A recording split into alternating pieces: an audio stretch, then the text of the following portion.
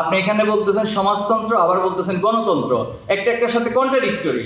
তাহলে যে রাষ্ট্র কাঠামো একটা কন্ট্রাডিক্টরি মূলনীতির উপর দাঁড়িয়ে আছে, সেখানে তো জাতি আদর্শে আমার ঠিক হয় নাই। তাহলে জাতি আদর্শ যদি ঠিক না হয়, আমার শিক্ষা ব্যবস্থা কিভাবে ঠিক হবে? এখানে যেহেতু আমার সকলে শিক্ষক, ম্যাক্সিমাম আমাকে সরাসরি ক্লাসেও পাঠদান করেছেন এবং আমি আলিয়া মাদ্রাসা পড়াশোনা করেছিলাম। তো সে জায়গা থেকে ছাত্র হিসেবে আমি কিছু প্রশ্ন উত্থাপন করতে চাই আপনাদের কাছে। এখানে আমাদের মাননীয় উপদেষ্টা রয়েছেন, আমার শিক্ষকরা রয়েছেন এবং সুধীমণ্ডলী রয়েছেন। আসলে আমরা যদি চিন্তা করি 1780 সালে যখন আলিয়া মাদ্রাসা প্রতিষ্ঠিত করা হয়েছিল বা প্রতিষ্ঠা করা হয়েছিল উপনিবেশিক শাসনামলে, তখন ইংরেজদের মাধ্যমে এটা প্রতিষ্ঠা হয়েছিল। তো এই প্রতিষ্ঠাটা কোনো কারণে মুসলিমদের আবেগ এবং অনুভূতিকে জাস্ট একটা বুঝ দেওয়ার কারণ ছিল, নাকি সত্যিকার অর্থে ইসলামী ভাবধারা এবং এই সমাজ থেকে মুসলিম সত্তাকে বিকশিত করে সেখান থেকে আলেম তৈরি হবে এবং সত্যিকার অর্থে তারা দেশ জাতিকে নেতৃত্ব দেওয়ার মতো ভূমিকা রাখবে? এই প্রশ্নটি আমাদেরকে সমাধান হওয়া দরকার। সেকেন্ড যেটা বলতে চাই যে আলিয়া মাদ্রাসা থেকে আসলে আমরা কি চাই, এটা জাতিকে কি দিতে পারে, জাতির কাছে আলিয়া মাদ্রাসা কি অঙ্গীকার, এই প্রশ্নগুলোর আগে সমাধান হওয়া দরকার। এরপরে মনে হয় আমাদের সমস্যাগুলোর আলটিমেট আমরা জায়গায় পৌঁছতে পারবো। অনেক আলোচকরাই অনেক বিষয় বলেছেন, সমস্যাগুলো বলেছেন যে ক্লাস হচ্ছে না, এরপরে হচ্ছে এখানে শিক্ষক ছাত্রের মাঝে একটা সম্পর্কের দূরত্ব দেখা যাচ্ছে, অথবা যেভাবে করে এখান থেকে আউটপুট আসার কথা সেগুলো আসছে না।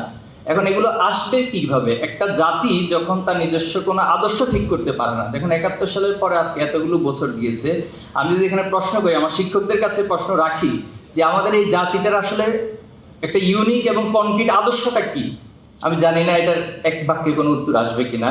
আপনি রাষ্ট্রীয় মূলনীতির মধ্যে উল্লেখ করেছেন যে ধর্মনিরপেক্ষ মতবাদ, আবার আরেক দিক থেকে বলতেছেন জাতীয়তাবাদ, তার মানে একটার সাথে কন্ট্রাডিক্টরি।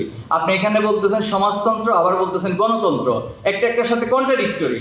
তাহলে যে রাষ্ট্র কাঠামো একটা কন্ট্রাডিক্টরি মূলনীতির উপর দাঁড়িয়ে আছে, সেখানে তো জাতি আদর্শে আমার ঠিক হয় নাই। তাহলে জাতি আদর্শ যদি ঠিক না হয়, আমার শিক্ষা ব্যবস্থা কিভাবে ঠিক হবে? এখন শিক্ষা ব্যবস্থার প্রসঙ্গে যদি আসি, আমাদের শিক্ষা ব্যবস্থাটা যে একটা সার্টিফিকেট ওরিয়েন্টেড এবং প্রসেস ওরিয়েন্টেড, অর্থাৎ এখানে আমি ধাপে ধাপে যাবো, আমাকে একটা সার্টিফিকেট দিবে। কিন্তু আসলে আমার গোলটাকে, এই শিক্ষা ব্যবস্থা থেকে আসলে আমি কি চাই, পুরো জাতিকে কি দিতে চাই, কোন আদর্শে সবাইকে একটা জায়গায় পৌঁছাতে চাই? তো এই প্রশ্নগুলোর সমাধান আমাদের হওয়া দরকার বলে আমি মনে করি।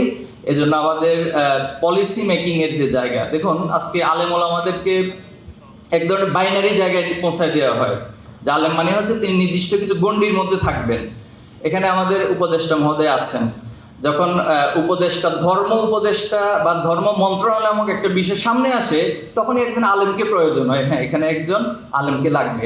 কিন্তু আমার যখন পররাষ্ট্র মন্ত্রণালয়ের প্রসঙ্গটা আসে, আমার যখন স্বরাষ্ট্র মন্ত্রণালয়ের প্রসঙ্গ আসে, তখন কেন কোনো আলেমকে প্রয়োজন হয় না? তখন কেন আলিয়া মাদ্রাসার কাছে এই সার্ভিসটা চাওয়া হয় না যে হ্যাঁ, এই রাষ্ট্রের সমাধানের জন্য একজন স্বরাষ্ট্রমন্ত্রীও আলিয়া মাদ্রাসা থেকে পড়ে তিনি হতে পারেন এবং তিনি সমাধান দিতে পারেন? এখন এটা যদি বলেন যে অসম্ভব বা বাংলাদেশি সিস্টেমে সম্ভব না, তাহলে ইসলামটা আসলে কি শুধুমাত্র কিছু গণ্ডির মধ্যে থাকার জন্য এসেছে?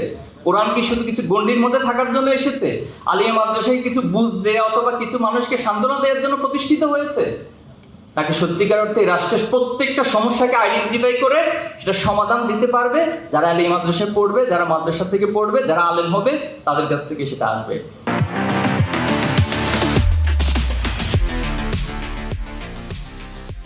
আলিয়া মাদ্রাসার যুগোপযোগী শিক্ষা ব্যবস্থার সাথে তাল মিলানো এবং পৃথিবী আজকে যে জায়গাটাতে যাচ্ছে, সে জায়গাটাতে আমাদেরকে যাওয়ার জন্য অবশ্যই পদক্ষেপ গ্রহণ করতে হবে। আলহামদুলিল্লাহ, সকল বক্তারা এই কথাটা বলেছেন যে শুধুমাত্র আলোচনার মধ্যে থাকলে হবে না, এটাকে এখন মাঠের জায়গায় নিয়ে যেতে হবে।